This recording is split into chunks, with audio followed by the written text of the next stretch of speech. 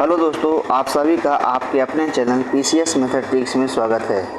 आज के इस वीडियो लेक्चर में हम उत्तर प्रदेश से संबंधित कला एवं संस्कृति से संबंधित जो इम्पोर्टेंट पॉइंट हैं और उनसे संबंधित जो भी हमें कला संस्कृति में हमारे एग्ज़ाम में पूछे जाते हैं वो सारे टॉपिक हम आज इस वीडियो लेक्चर में पढ़ेंगे। तो आइए इस क्रम में हम सबसे पहले उन 5 से 10 जो वन लाइनर जो हमारे एग्ज़ाम में कई बार पूछे गए हैं उनको देख लेते हैं। उनके बाद हम पूरे डिटेल की ओर बढ़ेंगे।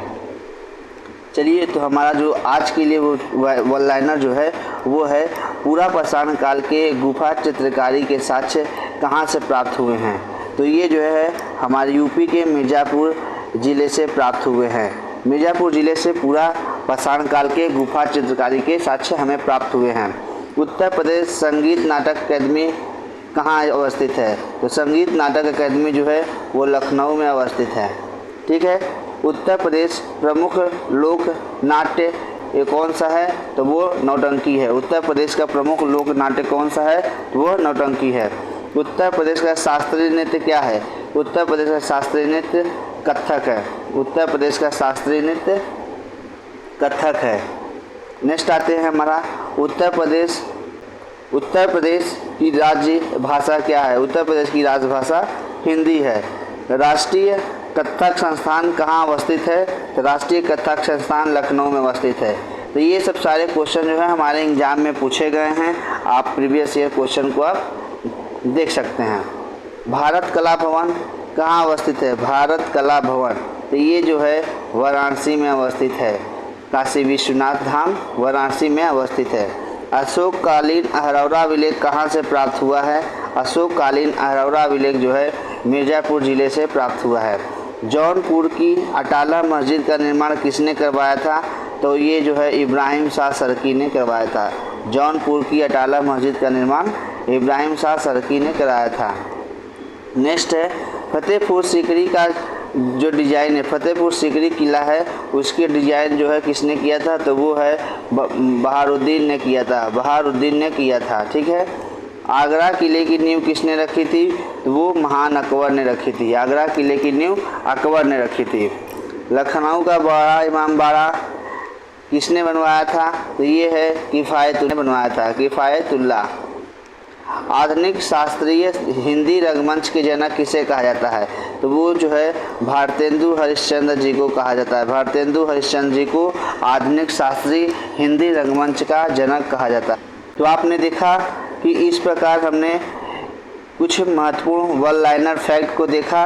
अब आइए हम चलते हैं अपने उत्तर प्रदेश की स्थापत्य कला से संबंधित उन विभिन्न पहलुओं को देखने की कि जो हमारे एग्जाम में क्वेश्चन बनते हैं। उस क्रम में हम सबसे पहले प्राचीन कला को देखेंगे। प्राचीन स्थापत्य कला को देखेंगे उत्तर प्रदेश से संबंधित। उत्तर प्रदेश में सर्वाधिक जो है प्राचीन कला के अवशेष जो है हमें मौर्य काल से संबंधित मिले हैं। मौर्य काल से हमें सबसे ज़्यादा प्राचीन कला के स्थापत्य कला जो है मौर्य काल से सर्वाधिक हमें अवशेष प्राप्त हुए हैं। अगर शिला स्तंभ और स्तूपों का निर्माण जो है यहाँ पे चुनार के लाल बलुआ पत्थर से किया गया है। चुनार के लाल बलुआ पत्थर से स्तंभ और स्तूपों का निर्माण किया गया है। अगर हम बात करें प्राचीन काल में जो एक इम्पोर्टेंट जो हमें अभिलेख मिले हैं वो है अहरौरा अभिलेख। अहरौरा अभिलेख जो है ये कहाँ से प्राप्त हुए हैं। हमारे ये मिर्ज़ापुर से प्राप्त हुए हैं जो कि अशोक के समकालीन हैं। अशोक के समकालीन हैं। दिल्ली मेरठ अभिलेख। दिल्ली मेरठ अभिलेख क्या है जो कि ये है मेरठ में से प्राप्त हुए हैं, लेकिन बाद में फिरोज शाह तुगलक ने इसे दिल्ली स्थानांतरित कर दिया। इसे दिल्ली स्थानांतरित कर दिया, इसीलिए इसे दिल्ली मेरठ अभिलेख कहा जाता है। एक अभिलेख और हमें प्राप्त हुआ है जो कि दिल्ली टोपरा अभिलेख। ठीक है। ये जो है सहारनपुर में हमें प्राप्त हुआ था, लेकिन फिरोज शाह तुगलक ने इसे दिल्ली स्थानांतरित कर दिया। तो इस प्रकार जो है हमारा प्राचीन इतिहास से संबंधित महत्वपूर्ण स्थापत्य के क्षेत्र में हमारे उत्तर प्रदेश का एक अहम स्थान है। मौर्यकालीन सर्वोत्तम उदाहरण जो है हमारे जो उत्तर प्रदेश के लिए है वो है सिंह स्तंभ लेक, जो कि वाराणसी में अवस्थित है। सिंह स्तंभ लेक जो कि वाराणसी में अवस्थित है। अगर मंदिर कला निर्माण की बात किया जाए तो मंदिर कला निर्माण में गुप्त काल के समय दशावतार मंदिर जो कि देवगढ़ ललितपुर में अवस्थित है। दशावतार मंदिर देवगढ़ ललितपुर में अवस्थित है। अगर उत्तर प्रदेश में और 2 मंदिरों की बात की जाए तो वो 2 मंदिर जो है ईंट मंदिर है, और वो ईंट मंदिर एक है भीतर गांव कानपुर में और एक भीतरी जो कि गाजीपुर में अवस्थित है।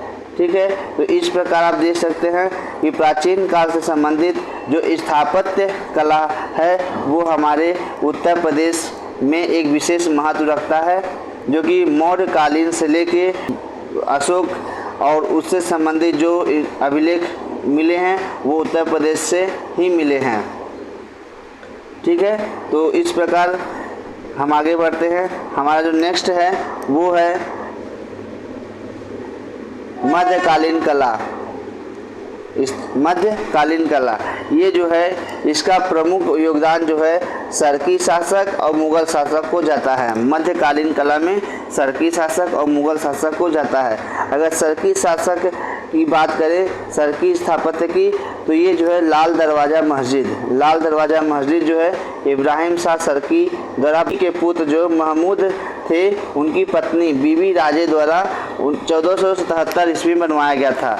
यानी लाल दरवाज़ा मस्जिद जो है बीबी राजे द्वारा 1477 ईस्वी में बनवाया गया था, जो कि वर्तमान में आज इस्लामी शिक्षा का प्रमुख केंद्र है। इस्लामी शिक्षा का एक उच्च केंद्र है।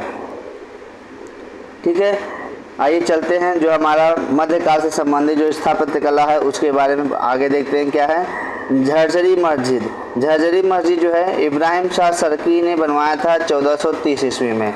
इब्राहिम शाह सरकी ने बनवाया था 1430 ईस्वी में। वटाला मस्जिद को भी इब्राहिम शाह सरकी ने ही बनवाया था 1408 ईस्वी में। इब्राहिम शाह सरकी ने ही अटाला मस्जिद को बनवाया था 1408 ईस्वी में। इसका जो प्रारंभ करने का श्रेय है वो फिरोज शाह को जाता है। इसको जो प्रारंभ करने का श्रेय जो है वो फिरोज शाह को जाता है। और हमारे मध्यकाल में एक शीतला माता चौकिया देवी का मंदिर है, वो भी बहुत इम्पोर्टेंट है, जो हमारे एग्जाम में पूछा जाता है। और इसको जो है अहीर शासकों द्वारा बनवाया गया था, अहीर शासकों द्वारा। अगर हम बात करें पहला अहीर शासक कौन था तो वो देव हीराचंद्र यादव था। हीराचंद्र यादव। एक किला है, शाही किला को फिरोज शाह ने बनवाया था गोमती नदी के किनारे 1362 ईस्वी में। 1362 ईस्वी में। ठीक है, अब हम बात करते हैं मुगल स्थापत्य कला की। मुगल स्थापत्य कला में जो सबसे बेहतरीन है वो है फतेहपुर सीकरी। फतेहपुर सीकरी का किला जो कि अकबर द्वारा बनाया गया था संत सलीम चिश्ती के सम्मान में। संत सलीम चिश्ती के सम्मान में फतेहपुर सीकरी का किला जो है अकबर द्वारा बनवाया गया था। ठीक है, नेक्स्ट आते हैं। हमारा नेक्स्ट जो है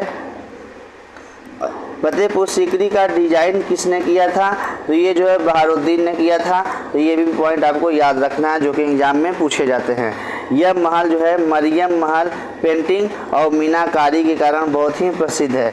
मरियम महल पेंटिंग और मीनाकारी के कारण बहुत ही प्रसिद्ध है। नेक्स्ट जो स्थापत्य है हमारा नेक्स्ट स्थापत्य जो है आगरा का किला, जो कि अकबर द्वारा 1565 ईस्वी में बनवाया गया था। 1565 ईस्वी में आगरा का किला बनवाया गया था अकबर द्वारा। इसमें जो है 2 दरवाजे हैं, दिल्ली गेट और अमर सिंह गेट, और इन दरवाज़ों पे जो है जयमल और फत्ता की मूर्तियां लगाई गई हैं। जयमल और फत्ता की मूर्तियां लगाई गई हैं। ठीक है, नेक्स्ट ताजमहल।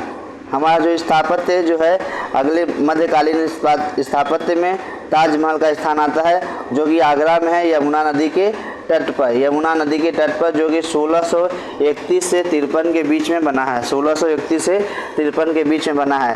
ताजमहल को यूनेस्को वर्ल्ड हेरिटेज की साइट में शामिल किया गया है। ताजमहल को यूनेस्को वर्ल्ड हेरिटेज की साइट में शामिल किया गया है और इसमें जो है बहुत ही तकनीकी रूप से पिट्टा डिवरा का सुंदर सजावट की गई है। पिट्टा डिवरा का सुंदर सजावट की गई है और ताजमहल को जो डिजाइन किया गया है वो उस्ताद अहमद लाहौरी द्वारा किया गया है। उस्ताद अहमद लाहौरी द्वारा ताजमहल को डिजाइन किया गया है। अब एक और स्थापत्य आता है जो कि है इलाहाबाद का किला। इलाहाबाद का किला जो है अकबर द्वारा 1583 ईस्वी में बनाया गया था। अकबर द्वारा 1583 ईस्वी में बनाया गया था। नेक्स्ट आते हैं जो हमारा आधुनिक स्थापत्य कला है। हमने प्राचीन और मध्यकालीन की स्थापत्य कला को देख लिया, अब हम आधुनिक स्थापत्य कला को देखते हैं। हमारा जो आधुनिक स्थापत्य कला में छोटा इमामबाड़ा जो है मोहम्मद अली शाह द्वारा बनाया गया है। मोहम्मद अली शाह द्वारा। और 76 मंजिल जो है यूरोपीय शैली से बनी जो है वो है गाजी उद दीन हैदर ने बनवाया है। यूरोपीय शैली में गाजी उद दीन हैदर द्वारा बनवाया गया है। और एक और है जो कि कैसरबाग। कैसरबाग लखनऊ में अवस्थित है जो कि नवाब वाजिद शाह द्वारा बनवाया गया है। नवाब वाजिद शाह द्वारा बनवाया गया है। तो हमने अभी तक उत्तर प्रदेश संस्कृति और कला से संबंधित जो स्थापत्य कला थे प्राचीन, मध्यकाल और आधुनिक काल के, वो हमने पूरे देख लिए हैं। ठीक है, तो आप इस वीडियो में बने रहिए और इस वीडियो को अपने दोस्तों के साथ शेयर कर दीजिए। अभी आप सभी के लिए बहुत ही ऐसे ही टॉपिक वाइज लेक्चर आते रहेंगे। चलिए अब हम देखते हैं मूर्ति कला से संबंधित जो हमारे उत्तर प्रदेश से संबंधित जो इम्पोर्टेंट पॉइंट है उसको हम देख लेते हैं। मूर्ति कला से संबंधित अगर बात करें तो मौर्य काल के हमें यक्ष की मूर्तियां हमें प्राप्त हुई हैं जो कि चुनार के बलुआ पत्थर और पाखरम यानी कि मथुरा से प्राप्त हुई हैं। इस पे जो है चित्तीदार लाल पत्थर का प्रयोग किया गया है। चित्तीदार लाल पत्थर का प्रयोग किया गया है। मथुरा कला का मुख्य केंद्र जो है मथुरा और अहिछत्र में पाया जाता है। मथुरा कला का जो मुख्य केंद्र है वो मथुरा और अहिछत्र में पाया जाता है। और भी जगह जो है जैसे श्रावस्ती, वाराणसी और कौशाम्बी में ये कला को देखने को हमें मिलते हैं। अगर हम बात करें बुद्ध की जो समस्त मुद्राओं में जो हमें कला का प्रदर्शन प्राप्त हुआ है वो मथुरा कला से ही प्राप्त हुआ है। तो वो जो बुद्ध की जो समस्त मुद्राएं हैं वो 4 मुद्राएं कौन सी हैं? तो वो है वरदहस्त मुद्रा, अभय मुद्रा, धर्म चक्र मुद्रा और भूमि स्पर्श मुद्रा। इन 4 मुद्राओं के जो हमें कला का प्रदर्शन हमें मिला है वो भी मथुरा कला से ही प्रदर्शन मिला है। ठीक है, हमने चलते हैं और यक्षिणियों की प्रतिमाएं हमें मिली हैं जो कि अशोक कालीन के समय की हैं जो कि मथुरा पाखरम और बोधरा से मिली है। पाखरम और बोधरा से हमें प्राप्त हुई हैं अशोककालीन यक्ष और यक्षिणियों की प्रतिमाएं। मथुरा कला शैली जो है कुषाण काल में अपने चरमोत्कर्ष की स्थिति में था। मथुरा कला शैली कुषाण काल में अपने चरमोत्कर्ष की स्थिति में था। अगर हम बात करें वासुदेव शरण अग्रवाल के अनुसार तो सर्वप्रथम बुद्ध की मूर्तियों का निर्माण जो है मथुरा शिल्पियों ने की थी। मथुरा के शिल्पियों ने ही की थी बुद्ध की मूर्तियों का निर्माण। ठीक है, गुप्त काल के समय मृत्तिका निर्मित कलात्मक मूर्तियां जो है हमें राजघाट वाराणसी से प्राप्त हुई हैं और सहेत महेत श्रावस्ती से प्राप्त हुई हैं और अहिछत्र बरेली से हमें प्राप्त हुई हैं गुप्त काल के मृत्तिका निर्मित कला मूर्तियां। ठीक है, तो आपने देखा कि मूर्ति कला से संबंधित जो हमें उत्तर प्रदेश से संबंधित जो हमें कला प्राप्त हुई हैं उनको हमने इस छोटे से भाग में हमने आपको देख लिया। हमने उतना ही पॉइंट इसमें लिया है जो इतना हमारे एग्जाम में पूछे जाते हैं। ठीक है, नेक्स्ट आते हैं हमारा जो अगला कला से संबंधित है उत्तर प्रदेश से संबंधित वो है चित्रकला।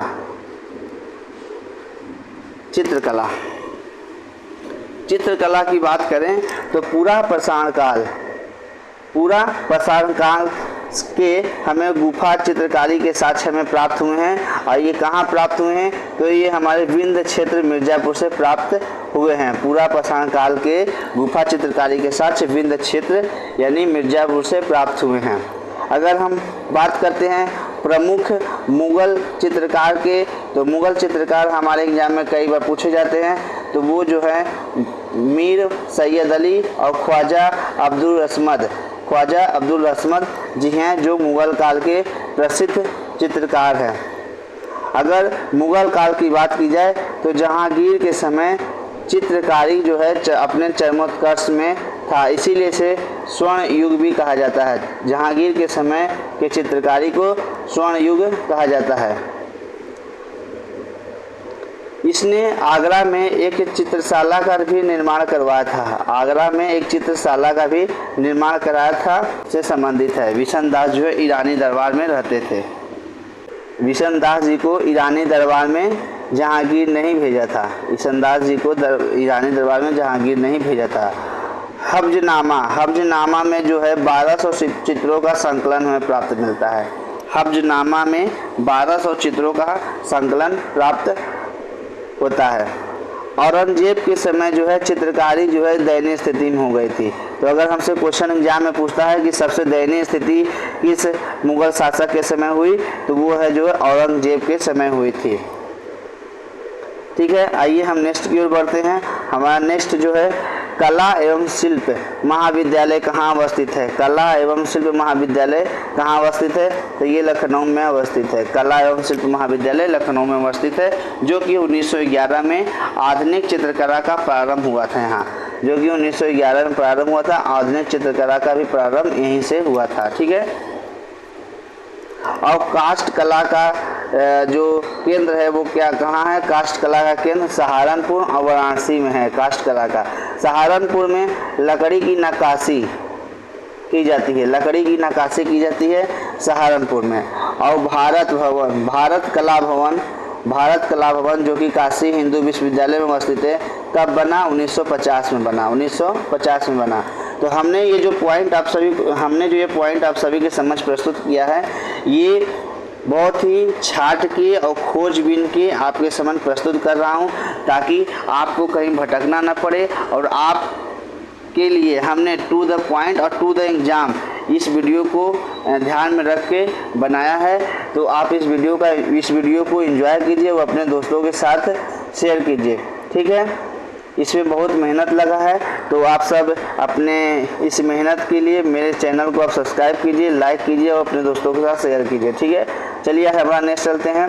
कला एवं शिल्प महाविद्यालय के प्रथम भारतीय आचार्य कौन थे? ये जो है असित कुमार हलदार थे, जो कि 1925 में बने। असित कुमार हलदार।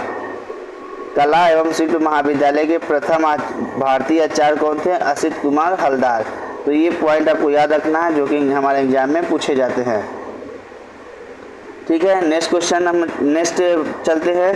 ललित मोहन सेन, ये जो है ग्राफिक विद्या की शुरुआत की थी। इन्होंने ग्राफिक विद्या की शुरुआत जो है किसने की थी? तो ये ललित मोहन सेन जी ने की थी। जगन्नाथ मुरलीधर अहिवासी, जो कि है यूपी के विधानसभा में भित्ति चित्र बनाने के लिए इन्हें जिम्मेदारी दी गई थी। जगन्नाथ मुरलीधर अहिवासी को विधानसभा में भित्ति चित्र। और एक महत्वपूर्ण बात यह है कि उपेक्षित समाज और वह महिला वर्ग की गहरी संवेदना की ख्याति प्राप्त चित्रकार कौन है? तो वो जो है अमृता शेरगिल हैं। ठीक है, अब हम बात करते हैं कि प्रमुख चित्रकार और उनकी प्रमुख कृतियाँ या किस क्षेत्र से संबंधित हैं। इस चीज़ को हम जान लेते हैं, जो कि एग्जाम में हमारे पूछे जाते हैं। तो जो भवानी चरण गिर जी हैं, वो जो है रामलीला कृति से संबंधित है। इनकी कृति क्या है? रामलीला। अगर हम बात करें रामचंद्र शुक्ल जी की, तो रामचंद्र शुक्ल जी जो है पाश्चाताप, मौत की आँखें और पराजय की पीड़ा, इन सभी कृतियों के लिए जाने जाते हैं रामचंद्र शुक्ल जी। नेक्स्ट जो है राज कपूर जी जो है तेंदुलकर की 1500 फीट लंबी चित्र श्रृंखला के लिए जाने जाते हैं, 1500 फीट लंबी चित्र श्रृंखला के लिए। ठीक है, नेक्स्ट है नंद किशोर शर्मा, ये जो है कालीन और चीनी बर्तनों का डिजाइन करने के लिए नंद किशोर शर्मा जाने जाते हैं। नेक्स्ट हमारे हैं विश्वनाथ मेहता। विश्वनाथ मेहता जो हैं प्यासा ऊँट और सुहाग बिंदी के क्षेत्र के लिए ये जाने जाते हैं। नेक्स्ट हमारा है ललित मोहन सेन, सभी चित्र से संबंधित हैं। और शिवनंदन नौटियाल जो सत्यम शिवम सुंदरम से संबंधित है, शिवनंदन नौटियाल सत्यम शिवम सुंदरम से संबंधित है। देखते हैं हमारा नेक्स्ट है संगीत कला। संगीत कला से संबंधित जो हमारे इम्पोर्टेंट फैक्ट हैं उसे देख लेते हैं, जो हमारे उत्तर प्रदेश एग्जाम में कई बार पूछे जाते हैं। चलिए फिर ठीक है, आइए हम देखते हैं संगीत कला से संबंधित। संगीत कला के जो प्राचीनतम प्रमाण हमें प्राप्त हुए हैं वो जो है सामवेद से प्राप्त हुए हैं। सामवेद जो कि 4 वेदों में एक वेद है सामवेद, जो प्राचीनतम प्रमाण जो संगीत कला से संबंधित है हमें वो सामवेद से प्राप्त हुए हैं। ठीक है, भरत मुनि नाट्य शास्त्र की रचना इन्होंने की है। भरत मुनि जी ने नाट्य शास्त्र की रचना की है। इसे जो है संगीत की बाइबल कहा जाता है, संगीत का बाइबल कहा जाता है शास्त्र, नाट्य शास्त्र की रचना को, जो कि भरत मुनि ने किया है। अब हम नेक्स्ट आगे चलते हैं। हमारा जो प्रमुख कलाकार और उनसे संबंधित क्षेत्र है वो हम इसे लेक्चर में देखते हैं कि जो हमारे प्रमुख कलाकार और उनसे संबंधित जो क्षेत्र हैं वो कौन से हैं। तो उस क्रम में हमारे जो पहले आते हैं वो हैं किशन महाराज। किशन महाराज जो हैं तबला वादन के क्षेत्र से संबंधित हैं। किशन महाराज तबला वादन क्षेत्र से संबंधित हैं। नेक्स्ट हमारे जो हैं गुदई महाराज, ये भी तबला से ही संबंधित हैं, तबला वादन से संबंधित हैं। और नेक्स्ट जो हमारे हैं अनोखे लाल मिश्र, अनोखे लाल मिश्र जी भी जो तबला वादन से संबंधित हैं। नेक्स्ट हमारे जो हैं कोदऊ सिंह जो है पखावत से संबंधित है, पखावत से संबंधित है। ठीक है, शंभू महाराज जो है कथक से संबंधित है, शंभू महाराज कथक से संबंधित हैं। हमारे जो नेक्स्ट कलाकार हैं बिरजू महाराज और अच्छन महाराज, बिरजू महाराज और अच्छन महाराज ये भी जो है कथक से संबंधित हैं। बिरजू महाराज और अच्छन महाराज जो है कथक से संबंधित हैं।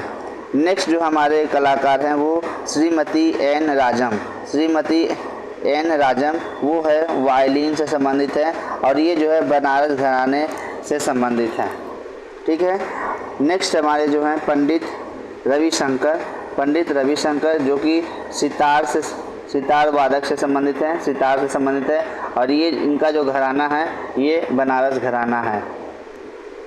ठीक है, नेक्स्ट जो है बिस्मिल्लाह खां जो कि शहनाई वादन से संबंधित है और ये भी बनारस घराने से संबंध रखते हैं, बनारस घराने से संबंध रखते हैं। तो आपने देखा कि जो प्रमुख चित्रकार हैं, प्रमुख कलाकार हैं और उनसे संबंधित जो क्षेत्र है, किस क्षेत्र से उनका संबंध है हमने वो देख लिया। अब आइए हम देखते हैं कि जो हमारे कलाकार हैं वो किस घराने से संबंधित रखते हैं और घराना हमारे लिए कितना इम्पोर्टेंट है उसको देख लेते हैं। ठीक है, घराना, इस क्रम में जो हमारा सबसे पहला घराना हमने दिया है वो है आगरा घराना। इस घराने को रंगीला घराना भी कहा जाता है। ये जो है तानसेन के जो दामाद थे हाजी सुजान खान के नेतृत्व में आगरा घराना का निर्माण होता है। ठीक है, यह घराना जो है श्रृंगार प्रेम और भक्ति से संबंधित जो है उससे संबंधित ये गायन करते हैं। इस घराने में ख्याल के साथ साथ ध्रुपद और धमार में भी पारंगत हैं। इस घराने से संबंधित जो कलाकार है वो ख्याल से इसके साथ साथ ध्रुपद और धमार के भी पारंगत है। अगर हम बात करें कि आगरा घराने से संबंधित जो प्रमुख कलाकार हैं वो कौन से हैं, तो वो हैं उस्ताद फयाज खां, हुसैन खां, पंडित यशपाल और विशंभर दिन और स्वामी वल्लभ दास। तो ये जो है आगरा घराने से संबंधित महत्वपूर्ण कलाकार हैं। आइए नेक्स्ट घराना की ओर बढ़ते हैं। हमारा जो नेक्स्ट घराना है वो लखनऊ घराना जो है अवध के नवाब वाजिद अली शाह द्वारा उनके दरबार में ही विकसित हुआ। लखनऊ घराना वाजिद अली शाह के दरबार में ही विकसित हुआ। बिंदा दिन जैसे कथक नृत्य के आचार्य और वह कोदऊ सिंह इसमें शामिल हैं। बिंदा दिन जैसे कथक नृत्य के आचार्य और कोदऊ सिंह इसमें शामिल हैं। ख्याल गायकी के लिए प्रसिद्ध है ये लखनऊ घराना, ख्याल गायकी के लिए प्रसिद्ध है। ठीक है, इसमें जो है ठुमरी काफ़ी भी लोकप्रिय है। इस घराने में ठुमरी काफ़ी लोकप्रिय है और शंभू महाराज और लक्ष्मण महाराज जो है कथक शैली से संबंधित इस घराने से संबंध रखते हैं। कथक शैली में इस घराने से संबंध रखते हैं शंभू महाराज और लक्ष्मण महाराज। ठीक है, आइए हम नेक्स्ट देखते हैं। हमारा नेक्स्ट घराना जो है वो है किराना घराना। हमारे एग्जाम में ये कई बार क्वेश्चन पूछे गए हैं कि कौन से कलाकार जो हैं किस घराने से संबंधित हैं और वो घराना कब विकसित हुआ और किसके समय विकसित हुआ। तो ये सब पॉइंट आप यहाँ देख सकते हैं। और ये उत्तर प्रदेश विशेषांग के रूप में हमने बहुत ही शॉर्ट नोट्स तैयार किया है ताकि आपको मोटे मोटे किताब पढ़ने की आवश्यकता न हो। और ये टू द पॉइंट है जो कि एग्ज़ाम में आपके लिए ही आता है। ठीक है, जो हमारा है नेक्स्ट घराना अब्दुल रहीम खां के नेतृत्व में किराना घराना को विकसित किया गया और इसके जो कलाकार हैं वो हैं हीराबाई बरोड़कर और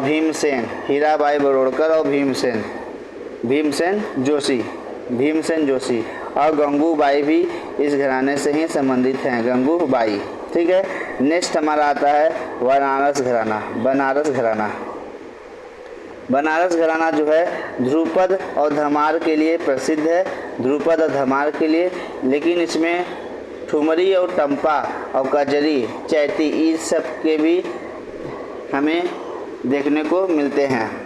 इस घराने में पंडित महादेव प्रसाद मिश्र और पंडित राजन साजन जो है ख्याल गायकी के लिए प्रसिद्ध है। इस घराने में पंडित राजन साजन जो है ख्याल गायकी के लिए प्रसिद्ध है।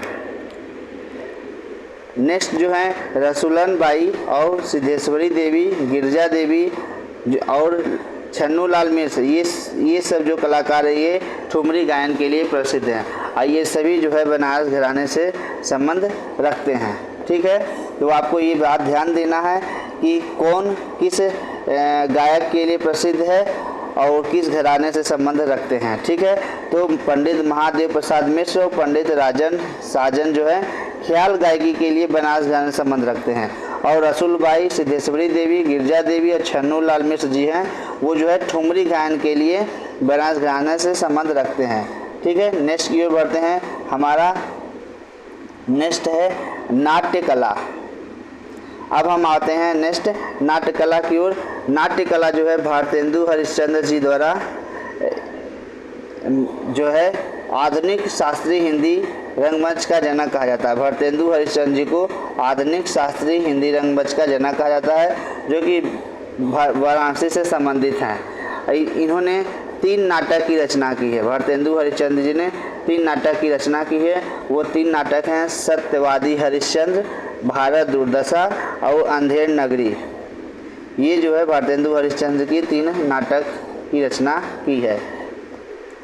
एक जो है वाजिद अली शाह द्वारा किया गया है किस्सा राधा कन्हैया का जो रचना जो है वाजिद अली शाह द्वारा किया गया है। ठीक है, आइए नेक्स्ट चलते हैं। हमारा जो है जानकी मंगल जो है शीतला प्रसाद त्रिपाठी द्वारा रचित है। जानकी मंडल ये जो है आधुनिक विधि से ये रचा गया है। ठीक है, अब हम बात करते हैं उत्तर प्रदेश संगीत नाटक अकेडमी की स्थापना कब हुई, तो वो 1963 में हुई।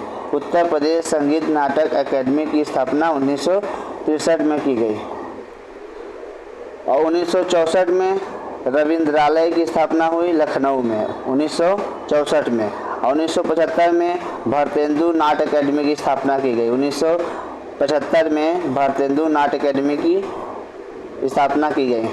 अब हम बात करते हैं कि नाट्य के प्रकार कौन कौन से हैं, वो नाट्य के प्रकार कौन कौन से हैं। ठीक है, तो लोक नाट्य, नौटंकी, रासलीला, रामलीला, ये सब प्रमुख हैं।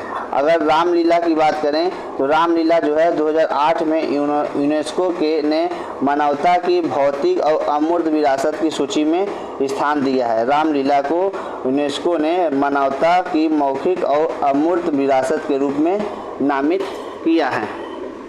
ये हमारे जो है नाट्य से संबंधित जो इम्पोर्टेंट फैक्ट और इम्पोर्टेंट पॉइंट है हमने देख लिए। अब हम बढ़ते हैं अपने नेक्स्ट की ओर। हमारा जो नेक्स्ट है वो है नृत्य कला से संबंधित। नेक्स्ट हमारा है नृत्य कला से संबंधित। तो इस नृत्य कला में जो हमारा दो प्रकार के नृत्य होते हैं, एक तो होते हैं शास्त्रीय नृत्य और एक होते हैं लोक नृत्य। जो कि शास्त्रीय नृत्य तो हमारे नए होते हैं, लेकिन लोक नृत्य हमारे प्राचीन काल से ही चले आ रहे हैं। तो हमारे उत्तर प्रदेश में वो एक ही शास्त्रीय नृत्य है जो कि कथक है। कथक जो है शास्त्रीय नृत्य है हमारे उत्तर प्रदेश का, जो कि राधा कृष्ण की अवधारणा इसमें समाहित है। कथक में राधा कृष्ण की अवधारणा समाहित है। इससे संबंधित जो प्रमुख कलाकार हैं, कथक से संबंधित जो प्रमुख कलाकार हैं वो हैं बिरजू महाराज, लच्छू महाराज, शंभू महाराज और सितारा देवी और अच्छन महाराज, लच्छू महाराज हमने देख लिया, और सुखदेव प्रसाद और अलकनंदा इत्यादि। ये सब जो है हमारे कथक से जुड़े कलाकार हैं जो कि राधा कृष्ण की अवधारणा से बनी कथक है। अब हम बात करते हैं लोक नृत्य की। लोक नृत्य की जो कि प्राचीन काल से चली आ रही है लोक नृत्य। लोक नृत्य जो है, लोक नृत्य में हमारे जो पहला नृत्य है वो है ख्याल नृत्य। ख्याल नृत्य जो कि बुंदेलखंड में किया जाने वाला एक नृत्य है। इस पे क्या किया जाता है, इसे कागजों और बाँसों की सहायता से मंदिर बनाया जाता है और फिर उसे सिर पर रख कर नृत्य किया जाता है। कागज और बाँस की सहायता से मंदिर बनाकर उसे सिर पर रख कर नृत्य किया जाता है, जिसे ख्याल नृत्य कहते हैं। हमारा नेक्स्ट नृत्य है रास नृत्य। रास नृत्य जो कि है ये ब्रज में नृत्य किए जाने वाला नृत्य है जो राधा और कृष्ण से संबंधित है। ठीक है, नेक्स्ट हमारा नृत्य है चरकुला नृत्य। ये जो कि है होली के अवसर पर ब्रज में किया जाता है। होली के अवसर पर ब्रज में किया जाता है। नेक्स्ट नृत्य हमारा है नटवरी नृत्य। नटवरी नृत्य जो कि पूर्वांचल का एक नृत्य है जो अहीरों द्वारा किया जाने वाला नृत्य है। नेक्स्ट है कर्मा नृत्य। कर्मा नृत्य जो कि सोनभद्र और मिर्ज़ापुर में किए जाने वाला नृत्य है, और खैरवार व अन्य आदिवासी जो हैं, खैरवार और अन्य आदिवासी द्वारा नृत्य किया जाता है कर्मा नृत्य सोनभद्र और मिर्ज़ापुर में। ठीक है, फिर नेक्स्ट नृत्य हमारा है धीवर नृत्य जो कि कहार जाति द्वारा किया जाता है। नेक्स्ट हमारा है डेढ़िया नृत्य। डेढ़िया नृत्य जो है यूपी के दोआब क्षेत्र, यूपी के दोआब क्षेत्र जो कि भगवान श्री राम के लंका विजय के अवसर पर ये डेढ़िया नृत्य किया जाता है। ठीक है, अब है ढकहरी नृत्य। ढकहरी नृत्य ढक सोनभद्र में किया जाता है आदिवासी द्वारा। ठीक है, तो हमने ये देखा कि जो महत्वपूर्ण लोक नृत्य हैं वो हमने देख लिया। चलिए हम आगे नेक्स्ट की ओर बढ़ते हैं। अब हमारे लोक नृत्य तो देख लिया, अब हम बात करते हैं लोकगीत की। लोकगीत की हमारे उत्तर प्रदेश में वो लोकगीत कौन से हैं? तो उत्तर प्रदेश में अवधी, भोजपुरी और बुंदेलखंडी, कन्नौजी और ब्रज बोली से संबंधित लोकगीत प्रमुख रूप से गाए जाते हैं। तो हम आइए देख लेते हैं जो प्रमुख लोकगीत हैं वो कौन से हैं। प्रमुख लोकगीत में हमारा कजरी जो है, हम पहले देखते हैं। कजरी जो है वर्षा ऋतु में गाया जाने वाला गीत है जो कि सावन महीने में ज़्यादातर ये गाया जाता है, जो कि ये मिर्ज़ापुर की इसकी उत्पत्ति मानी जाती है। इसमें कजरी में 4 अखाड़े हैं, जो कि शिव दास मालवीय अखाड़ा, बैरागी अखाड़ा, अक्षर अखाड़ा और जहांगीर अखाड़ा। तो इन 4 अखाड़ों के माध्यम से सावन महीनों में वर्षा ऋतु में कजरी जो है गाया जाता है मिर्ज़ापुर ज़िले में। ठीक है, हम नेक्स्ट की ओर बढ़ते हैं। हमारा जो नेक्स्ट है वो है ठुमरी गीत। ठुमरी गीत जो है लखनऊ में गाया जाने वाला नृत्य है। ठुमरी गीत जो है लखनऊ में गाया जाने वाला गीत है, जो कि नवाब वाजिद अली शाह के दरबार में गाया जाता था। इसमें जो है रस, रंग और भाव की प्रधानता होती है। रस, रंग और भाव की प्रधानता होती है। लखनऊ और बनारस घराना में ये गीत बहुत ही प्रसिद्ध है। ठीक है, इसके जो प्रसिद्ध गायिका हैं वो है गिरजा देवी, जो कि बनारस घराने से संबंधित है। ठीक है, नेक्स्ट चलते हैं। हमारा नेक्स्ट गीत जो है 16 गीत, 16 गीत, जो कि अवध पूर्वांचल में गाए जाने वाला गीत है। ये जो है नवजात शिशुओं के जन्म के अवसर पर यह गीत गाया जाता है, सोहर गीत, सोहर गीत। नेक्स्ट हमारा नेक्स्ट जो है बिरहा। नेक्स्ट गीत जो है वो है बिरहा, जो कि पूर्वांचल में भोजपुरी भाषा में स्थानीय क्षेत्र में घटी किसी एक घटना के वृत्तांत के रूप में वर्णन किया जाता है, वो है बिरहा। और जो कि अधिकतर जो है वीर रस की गीत होती है, वीर रस की गीत होती है। नेक्स्ट गीत है अल्लाह, जो कि बुंदेलखंड महुआ में गाया जाने वाला नृत्य है, जो कि 2 भाइयों अल्लाह और उदर की वीरता का वर्णन किया जाता है। अल्लाह और उदर की वीरता का वर्णन किया जाता है। नेक्स्ट है रसिया, जो कि ब्रज होली के अवसर पर गाया जाने वाला गीत है। चैती ये पूर्वांचल में गाया जाता है, जो चैत माह में गाया जाता है। और ढोला आगरा और मेरठ में गाया जाने वाला गीत है। ढोला और मारू के चरित्र वर्णन का बखान किया जाता है, चरित्र वर्णन किया जाता है। अब नेक्स्ट जो है होरी। होरी जो है राधा कृष्ण के प्रेम प्रसंगों के ऊपर। चलिए देखते हैं नेक्स्ट हमारा क्या है। नेक्स्ट है पूरन भगत। पूरन भगत जो कि निर्गुण आदि वैराग्य एवं भक्तिपूर्ण लोकगीत से संबंधित रखते हैं, जो संत जो हैं इसको गाते हैं। ठीक है, आइए हम अपने नेक्स्ट की ओर बढ़ते हैं। अब हमारे सामने जो नेक्स्ट टॉपिक आया है वो है उत्तर प्रदेश के त्यौहार।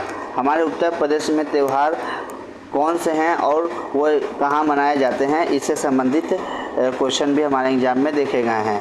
तो मकर संक्रांति यानी खिचड़ी मेला जो है गोरखनाथ या गोरखपुर में मनाया जाता है। श्रवण झूला मेला अयोध्या में।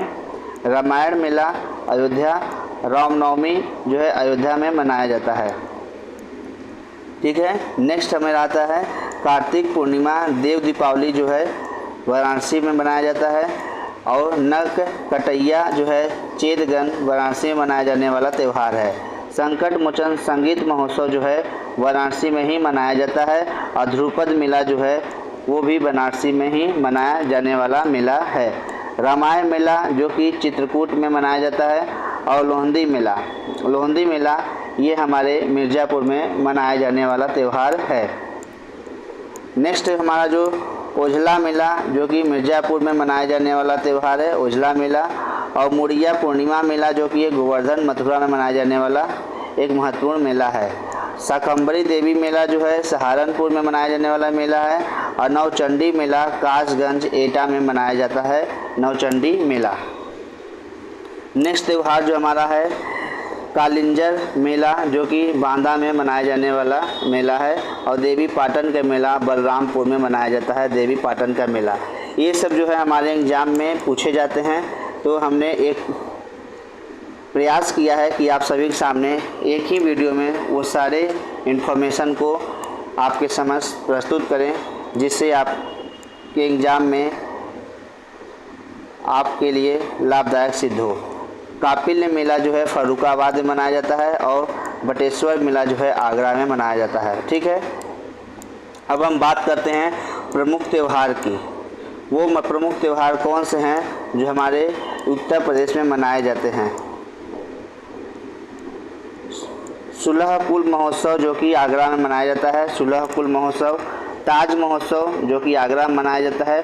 उत्तर प्रदेश सरकार जो है संस्कृति विभाग द्वारा 1992 में इसकी शुरुआत की गई थी, ताज महोत्सव की। नेक्स्ट हमारा महोत्सव जो है वो है त्रिवेणी महोत्सव। त्रिवेणी महोत्सव जो है प्रयागराज में बोट क्लब के रूप में, बोट क्लब में फरवरी माह में मनाया जाता है त्रिवेणी महोत्सव। कजरी या कजली महोत्सव, ये जो है हमारे मिर्ज़ापुर में मनाया जाने वाला प्रमुख त्यौहार है। बुद्ध महोत्सव, बुद्ध महोत्सव भारत सरकार का पर्यटन मंत्रालय और यूपी सरकार का पर्यटन विभाग दोनों मिलकर पहली बार 1998 में सारनाथ में मनाया गया बुद्ध महोत्सव। ठीक है, नेक्स्ट क्वेश्चन, नेक्स्ट बढ़ते हैं। हमारा नेक्स्ट जो है सरधना मेरठ में मनाया जाने वाला त्यौहार है। अब हम बात करते हैं चलचित्र और फिल्म इंडस्ट्री से संबंधित अपने उत्तर प्रदेश के महत्वपूर्ण बिंदु पर। भारत में पहली बोलती फिल्म जो बनी थी वो है आलम आरा, 1931 में बनी फिल्म थी। ठीक है, आप लोग कमेंट करके बताइए कि इसके निर्देशक कौन थे। हम इस क्वेश्चन का आंसर अगले वीडियो में आप सभी को बताएंगे। उत्तर प्रदेश चलचित्र निगम की स्थापना जो है 10 सितंबर 1979 को पूछी गई थी। ये सब क्वेश्चन जो है हमारे एग्जाम में देखे गए हैं। उद्योग का दर्जा जो है फिल्मों को 1999 में प्रथम फिल्म नीति के तहत दी गई और इसे संशोधित करके 2015 में फिल्म नीति 2015 पारित किया गया है। नेक्स्ट आते हैं, अब हम आते हैं भाषा एवं साहित्य से संबंधित जो प्रमुख संस्थान हैं उसको हम देख लेते हैं। भाषा एवं साहित्य से संबंधित प्रमुख संस्थान को, तो ये संस्थान है उत्तर प्रदेश हिंदी संस्थान जो कि 30 दिसंबर 1976 में स्थापित हुआ, उत्तर प्रदेश हिंदी संस्थान। नेक्स्ट हमारा है हिंदुस्तानी एकेडमिक जो कि प्रयागराज में अवस्थित है, 29 मार्च 1947 की स्थापना की गई थी। नेक्स्ट है उत्तर प्रदेश संस्कृत संस्थान जो कि 31 दिसंबर 1976 में इसकी स्थापना किया गया। नेक्स्ट आते हैं भाषा प्रशिक्षण केंद्र, इसकी स्थापना 1990 में की गई। उत्तर प्रदेश पंजाबी अकादमी की स्थापना 17 मार्च 1998 में की गई। उत्तर प्रदेश पंजाबी अकादमी की स्थापना 17 मार्च 1998 में की गई। नेक्स्ट अब हमारा है संस्कृत विभाग उत्तर प्रदेश की स्थापना जो है 1957 में की गई। संस्कृत विभाग उत्तर प्रदेश की स्थापना जो है 1957 में की गई। इसमें जो है उत्तर प्रदेश संस्कृत संस्थान की स्थापना 31 दिसंबर 1976 को लखनऊ में किया गया। 31 दिसंबर 1976 लखनऊ में किया गया है। अब हम नेक्स्ट की ओर बढ़ते हैं। हमारा नेक्स्ट जो है उत्तर प्रदेश संगीत नाटक अकेडमी कहाँ अवस्थित है, तो ये जो है लखनऊ में अवस्थित है। 1963 में इसकी स्थापना की गई, संगीत नाटक अकेडमी। भारतेंदु नाट्य अकेडमी की स्थापना 1975 में लखनऊ में की गई। 1975 में भारतेंदु नाट्य अकेडमी की स्थापना लखनऊ में की गई। नेक्स्ट है हमारा राज्य ललित कला अकेडमी, राज्य ललित कला अकेडमी जो कि 1962 में लखनऊ में किया गया, 1962 में लखनऊ में किया गया। नेक्स्ट है भातखंडे संगीत संस्थान, लखनऊ में 1926 में की गई, भातखंडे संगीत संस्थान। ठीक है, नेक्स्ट हमारा जो है राष्ट्रीय कथक संस्थान की स्थापना लखनऊ में 1989 में की गई। 1988-89 में राष्ट्रीय कथक संस्थान की स्थापना जो कि लखनऊ में की गई। उत्तर प्रदेश जैन विद्या शोध संस्थान 1990 में किया गया, लखनऊ में। नेक्स्ट है हमारा अंतर्राष्ट्रीय बौद्ध शोध संस्थान 1986 में सारनाथ वाराणसी में किया गया, सारनाथ वाराणसी में किया गया। हमारा नेक्स्ट है जनजाति एवं लोक संस्कृति संस्थान 1996 में लखनऊ में की गई, जनजाति लोक संस्कृति संस्थान 1996 में लखनऊ में की गई। तो आप लोग ने देखा कि हम कला और संस्कृति और कला से संबंधित जो उत्तर प्रदेश के वो जो टॉपिक हैं, चाहे वो नृत्य हो, कला हो, स्थापत्य कला हो, चाहे संगीत हो, चित्रकारी हो, हमने सारे टॉपिक को एक ही वीडियो में पूरा कवर कर लिया है। तो आप इस वीडियो के साथ बने रहिए, आगे और भी कुछ तथ्य बाकी हैं उनको आइए हम देख लेते हैं। ठीक है, अब हम बढ़ते हैं अपने उत्तर प्रदेश के तीर्थ स्थल और वह तीर्थ स्थल कहाँ अवस्थित है उसके बारे में हम देख लेते हैं। ठीक है, तो हमारा जो इस क्रम में जो पहला तीर्थ स्थल है वो है चक्र तीर्थ स्थल नैमिषारण्य, जो कि सीतापुर में अवस्थित है। चक्र तीर्थ नैमिषारण्य जो कि सीतापुर में अवस्थित है। गोरखनाथ मंदिर ये हमारे गोरखपुर से संबंधित है, जो कि हमारे यूपी के मुख्यमंत्री गोरखपुर से ही हैं। अवघड़नाथ मंदिर जो कि मेरठ में अवस्थित है। अवघड़नाथ मंदिर मेरठ में अवस्थित है। और अर्गा पार्वती मंदिर ये गोंडा में अवस्थित है। कड़क शाह बाबा की मज़ार जो है कौशाम्बी में अवस्थित है। कड़क शाह बाबा की मज़ार कौशाम्बी में अवस्थित है। और गोला गोकर्णनाथ मंदिर लखीमपुर खीरी में अवस्थित है। लखीमपुर खीरी में अवस्थित है। ठीक है, नेक्स्ट हमारा जो है भगवान वराह मंदिर जो है सोरो कासगंज में अवस्थित है। नेक्स्ट है भीतर गांव मंदिर जो कि कानपुर में अवस्थित है। नेक्स्ट है महादेव मंदिर जो कि सोनभद्र में अवस्थित है। रेणुकेश्वर महादेव मंदिर, ये जो हमारे तीर्थ स्थल हैं वो हमारे एग्जाम में कई बार पूछे गए हैं, तो उससे संबंधित हम इसे एक टेबल के माध्यम से देख लेते हैं। लाडली जी राधा मंदिर कहाँ है, तो वो मथुरा में अवस्थित है। वृंदावन मंदिर मथुरा में अवस्थित है। लोधेश्वर मंदिर जो है बाराबंकी में अवस्थित है। लोधेश्वर मंदिर बाराबंकी में अवस्थित है। और माँ विंध्यवासिनी देवी मंदिर मिर्ज़ापुर में अवस्थित है। माँ विंध्यवासिनी मंदिर मिर्ज़ापुर में अवस्थित है। और शाकंभरी देवी मंदिर जो है सहारनपुर में अवस्थित है। शाकंभरी देवी मंदिर और सोमेश्वर महादेव मंदिर प्रयागराज में अवस्थित है। सोमेश्वर महादेव मंदिर प्रयागराज में अवस्थित है। नेक्स्ट हमारा जो है श्री दाऊ जी महाराज ये हाथरस में, और विदुर कुटी मंदिर ये बिजनौर में अवस्थित है। ठीक है, अब नेक्स्ट जो है हमारा भृगु मंदिर जो है वो है बलिया में अवस्थित है। बलिया में भृगु मंदिर। और बिल्हा देवी मंदिर जो है प्रतापगढ़ में अवस्थित है। बिल्हा देवी मंदिर। और मकरबई मंदिर महोबा में अवस्थित है। मकरबई मंदिर महोबा। जैन मंदिर मेरठ हस्तिनापुर में अवस्थित है। और माथा कुंवर बुद्ध प्रतिमा जो है कुशीनगर में अवस्थित है। दशावतार मंदिर देवगढ़ ललितपुर में अवस्थित है, जो कि गुप्त काल का मंदिर है। ठीक है, नेक्स्ट जो हमारा है वो है देवी पाटन मंदिर यानी पाटेश्वरी देवी यानी तुलसीपुर बलरामपुर में अवस्थित है। तुलसीपुर बलरामपुर में। दिगंबर जैन मूर्तियां जो असई किले से प्राप्त हुई हैं वो है इटावा में अवस्थित है। और राज राजेश्वरी मंदिर जो कि उन्नाव में अवस्थित है। राज राजेश्वरी मंदिर उन्नाव में अवस्थित है। नेक्स्ट है कुंतेश्वर मंदिर।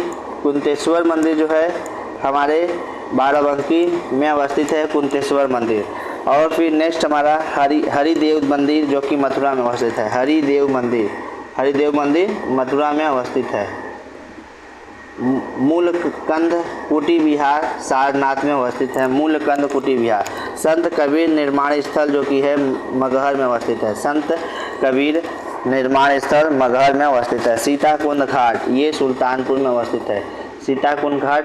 बौद्ध स्तूप कुशीनगर और पिपराहवा में अवस्थित है। कुशीनगर पिपराहवा में बौद्ध स्तूप अवस्थित है। ठीक है, नेक्स्ट हमारा है शुक्रताल का प्राचीन शिव मंदिर। ये जो है मुजफ्फरपुर में स्थित है। मुजफ्फरपुर यानी मुजफ्फरनगर में अवस्थित है। मुजफ्फरनगर में। चाइना मंदिर ये श्रावस्ती में अवस्थित है। और जेके मंदिर ये कानपुर में अवस्थित है। तो अब तक हमने पूरे उत्तर प्रदेश के तीर्थ स्थल और उनसे वो कहाँ अवस्थित है हमने पूरे देख लिए। अब आगे आइए हम देखते हैं। अब हम आगे देखते हैं हेरिटेज एवं आर्क। हेरिटेज आर्क जो उत्तर प्रदेश के पर्यटक स्थल शामिल है। उत्तर प्रदेश के पर्यटक स्थल जो कि हेरिटेज आर्क में शामिल है उसको हम देखते हैं। पर्यटक क्षेत्र में जो है 3 क्षेत्रों में बटा हुआ है। आगरा क्षेत्र, वाराणसी क्षेत्र और लखनऊ क्षेत्र। इन तीनों क्षेत्रों में कौन कौन से पर्यटक स्थल हैं जो हेरिटेज आर्क में शामिल है, आइए हम उसको देखते हैं। आगरा क्षेत्र में जो शामिल है वो है पहला आगरा, दूसरा बरसाना, ये जो नेक्स्ट है बटेश्वर, और तीसरा इटावा लायन सफारी, और उसके बाद जो हमारा नेक्स्ट है वो है गोकुल, नंदगांव और मथुरा और वृंदावन। ये जो है हमारा आगरा क्षेत्र से संबंधित है।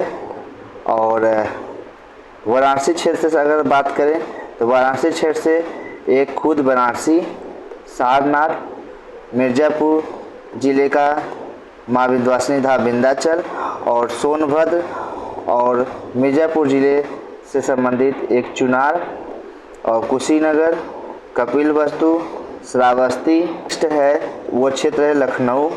लखनऊ क्षेत्र से जो हेरिटेज आर्क में शामिल है वो है लखनऊ, अयोध्या, बिठूर, देवा शरीफ और कतरनिया घाट वन्यजीव अभयारण्य। और नेक्स्ट हमारा जो है नैमिषारण्य और नवाबगंज पक्षी विहार। हमारा जो उत्तर प्रदेश से संबंधित मुख्य बिंदु है वो है प्रमुख संग्रहालय, जिसकी मुख्य प्रमुख संग्रहालय कौन से हैं, वो कहाँ अवस्थित हैं और किस वर्ष उसकी स्थापना हुई, आइए हम वो देख लेते हैं। तो उस क्रम में हमारा जो पहला आता है राजकीय संग्रहालय, जो कि लखनऊ में अवस्थित है और राज्य का सबसे पुराना संग्रहालय है, जो कि 1863 ईस्वी में इसकी स्थापना की गई थी। नेक्स्ट एक और राजकीय संग्रहालय है जो कि मथुरा में अवस्थित है और इसकी स्थापना 1874 ईस्वी में की गई थी। जो है वो है प्रयागराज संग्रहालय, जो कि प्रयागराज में अवस्थित है। इसकी स्थापना 1931 में की गई थी। नेक्स्ट है डॉक्टर भीमराव अंबेडकर संग्रहालय एवं पुस्तकालय। ये जो है रामपुर में अवस्थित है। इसकी स्थापना 2004 में की गई थी। सारनाथ संग्रहालय, जिसकी अवस्थिति जो है सारनाथ है और इसकी स्थापना जो है 1905 में की गई थी और 1910 में पूर्ण रूप से ये बना था। ठीक है। नेक्स्ट संग्रहालय हमारा है राजकीय बौद्ध संग्रहालय। राजकीय बौद्ध संग्रहालय जो कि गोरखपुर में अवस्थित है और 1986 से 88 में इसकी स्थापना हुई थी। नेक्स्ट है हमारा भारत कला भवन संग्रहालय। भारत कला भवन संग्रहालय हमारा जो है बनारसी में अवस्थित है, जो कि 1920 में इसकी स्थापना की गई थी।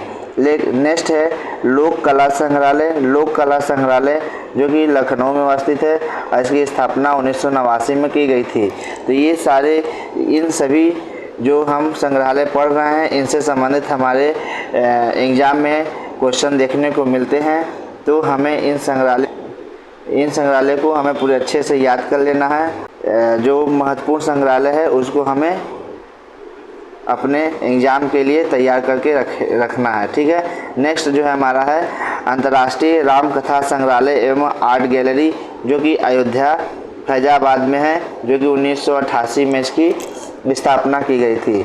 मोतीलाल नेहरू बाल संग्रहालय लखनऊ में अवस्थित है। इसकी स्थापना 1957 में की गई थी। राजकीय संग्रहालय झांसी। राजकीय संग्रहालय झांसी की स्थापना 1978 में की गई थी, जो कि झांसी में अवस्थित है। और बुंदेलखंड छत्रसाल संग्रहालय जो कि बांदा में अवस्थित है और 1955 में इसकी स्थापना हुई थी। नेक्स्ट हमारा जो आता है वह है राजकीय जैन संग्रहालय। राजकीय जैन संग्रहालय जो कि मथुरा में इसकी अवस्थिति है और 2002-03 में इसकी स्थापना की गई थी। एक है जनपदीय संग्रहालय जो कि सुल्तानपुर में अवस्थित है और 1988-89 में इसकी स्थापना हुई थी। अब आइए हम नेक्स्ट चलते हैं। हमारा नेक्स्ट जो है राजकीय पुरातत्व संग्रहालय। राजकीय पुरातत्व संग्रहालय जो कि कन्नौज में अवस्थित है और 1996 में इसकी स्थापना हुई थी। राजकीय स्वतंत्रता संग्राम संग्रहालय। राजकीय स्वतंत्रता संग्राम संग्रहालय, ठीक है, जो ये है मेरठ में अवस्थित है और 1996-97 में इसकी स्थापना हुई थी। तो इस प्रकार जो उत्तर प्रदेश के महत्वपूर्ण संग्रहालय है हमने उनको देखा।